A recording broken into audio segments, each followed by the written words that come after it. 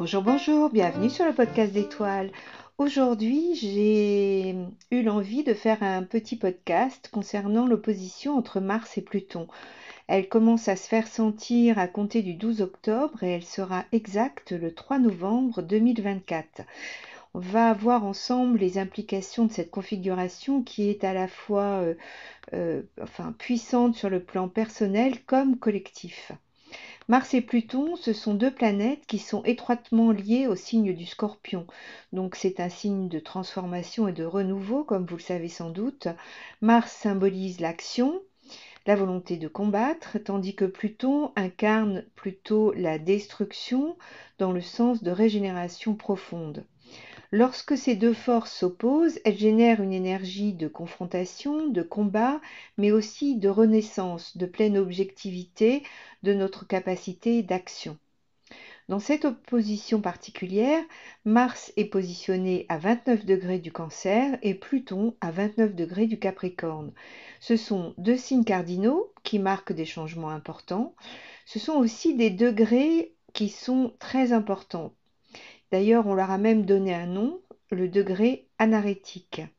Ceci pour souligner la puissance que ce degré porte en lui et ce qui renforce encore plus la dimension de transformation profonde qu'apporte cette configuration.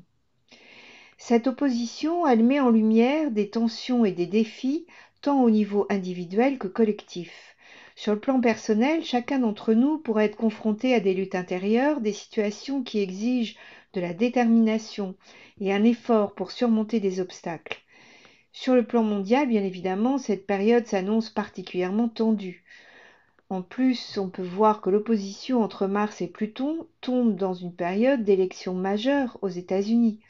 Ces événements, d'ailleurs, pourraient exacerber les divisions politiques, les tensions sociales et les confrontations idéologiques. Le thème des États-Unis est d'ailleurs particulièrement marqué par cette opposition, ce qui annonce des moments vraiment critiques pour ce pays. Et puis, évidemment, par répercussion à l'échelle internationale. Outre les États-Unis, la France est également touchée. En France, Saturne rétrograde dans la maison 12, ce qui peut apporter des blocages et un ralentissement des décisions politiques. On en voit un peu les prémices aujourd'hui. Il pourrait y avoir un impact par effet de ricochet avec des tensions internationales, particulièrement au sein de l'Union européenne et de l'OTAN. L'opposition Mars-Pluton pourrait également faire ressurgir des tensions géopolitiques plus globales, influençant les relations entre les grandes puissances mondiales. Cette période, elle est propice à des luttes pour le pouvoir avec des enjeux politiques et législatifs majeurs qui seront mis en avant.